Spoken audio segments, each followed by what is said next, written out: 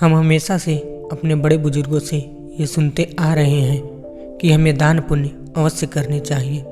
ये सभी कार्य बहुत ही उत्तम होते हैं। साथ ही ये भी समझाया जाता है कि केवल दान करना ही नहीं बल्कि उसे सच्चे मन से करना है। आपका किया हुआ दान भी तभी लगता है जब आप इसे सच्चे भाव से निस्वार्थ होकर करते हैं। दान पुण्य करते समय किसी भी व्यक्ति को कंजूसी नहीं करनी चाहिए बल्कि पूरे मन से खुशी से किसी को दान देना चाहिए। हमारी संस्कृति में दान पुण्य को एक विशेष महत्व दिया जाता है। अब दान का अर्थ केवल पैसे का नहीं होता है बल्कि जो आपके सामर्थ्य हो, जैसे वो अनाज हो, पानी हो या फिर ज्ञान हो। महत्व सबका एक ही है, बस आपको उसे पूरे मन से देना चाहिए। लेकिन बहुत से लोग ये सब जानकर भी अपने मन में लालच करते हैं तो वो दान देते हैं, लेकिन देने की मनसा से नहीं बल्कि स्वयं को समाज में अच्छा दिखाने के मन से। लेकिन क्या ये सही है? एक बार एक जैन पुरुष अपने शिष्यों के साथ एक आश्रम में रहा करते थे। एक बार जैन गुरु के एक शिष्य ने किसी फकीर को अपने हिस्से के भोजन में से दान कर दिया था। दान पाकर फकीर खुशी से भर जाता है और शिष्य को बहुत सारा आशीर्वाद देकर लौट जाता है। जैन शिष्य जब वापस आश्रम आता है तो घूम घूम कर सभी से यह बताता है कि उसने आज एक फकीर को भोजन दिया है और उसे बहुत अच्छा लगा। वो जैन गुरु से भी यही बात जाकर कहता है। जैन गुरु उसकी बात सुनकर मुस्कुरा देते हैं। कुछ दिन बाद पुनः जैन शिष्य को एक दूसरा भिक्षु मिलता है। वो उसे भी दान देता है, लेकिन वो शिष्य को ना तो आशीर्वाद देता है और ना ही कुछ कहता है और दान लेकर वहाँ से चला जाता है। यह देखकर जैन शिष्य अब की बार निराश हो जाता है और आश्रम आकर पुनः सबसे कहता है कि आज फिर उसने अपने हिस्से का भोजन दान दिया है, लेकिन भिखारी इतना क्रूर था कि उसने बिना आशीर्वाद दिए मेरा भोजन रख लिया। यही बात शिष्य जैन गुरु से भी बताता है। जैन गुरु समझ जाते हैं कि उस शिष्य को दान का महत्व ही नहीं पता है। ये सोचकर वह शिष्य से कहते हैं कि आज शाम को उपदेश में मैं तुम्हें कुछ अलग बताऊंगा। शाम को जब सभी शिष्य उपदेश सुनने के लिए बैठते हैं तब शिष्य जैन गुरु से पूछता है कि गुरुवर, आप मुझे क्या आज बताने वाले थे? तब जैन गुरु कहते हैं कि आज आपको एक कहानी सुनाता हूँ। एक बार एक नगर के राजा थे। उनके पास बहुत धन संपत्ति थी। वो हमेशा दूसरों को दान दिया करते थे, कभी किसी से कुछ मांगा नहीं। किंतु एक बार राजा पर कोई संकट आ जाता है। राजा एक महात्मा से प्रभावित थे।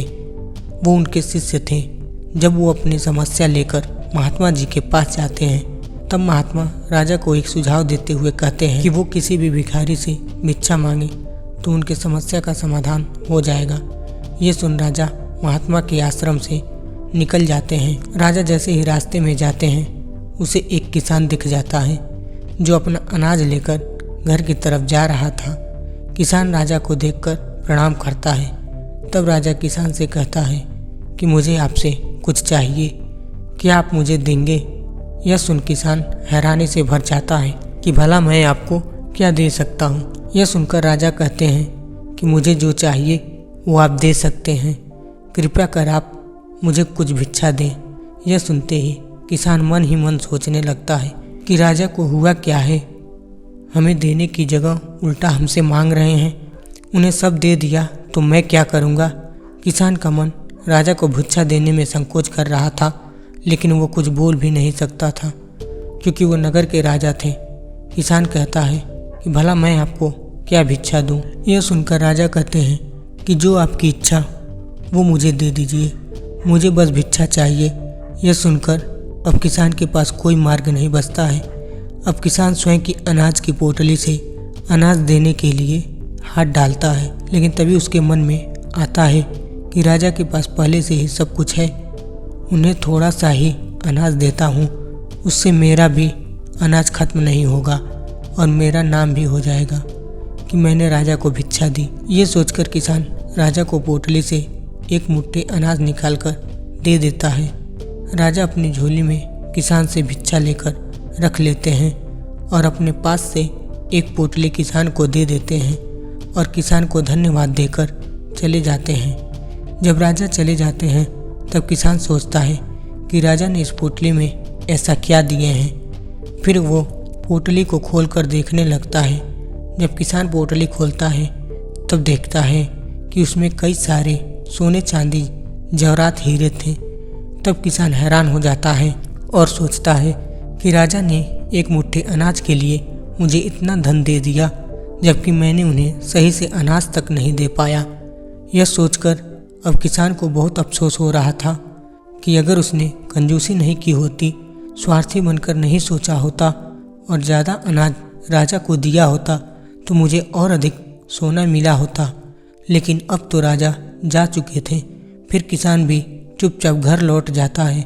धर्मगुरु अंत में कहते हैं, इस घटना के माध्यम से समझाया गया है कि जीवन में कभी भी जब भी आप दान करें तो उसमें कंजूसी नहीं करनी चाहिए। ना ही मन में ये विचार लाना चाहिए कि यदि मैं उसे दान दे दूंगा तो स्वयं क्या खाऊंगा।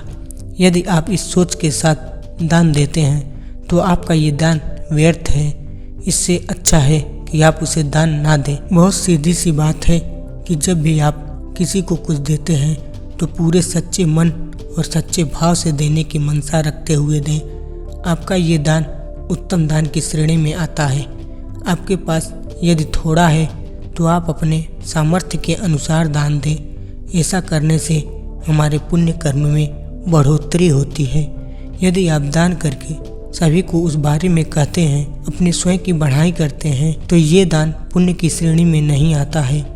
दान करें सच्चे भाव से और बिना किसी को बताए करें। एक भिक्षु को स्वयं से अपनी कभी भी प्रशंसा नहीं करनी चाहिए।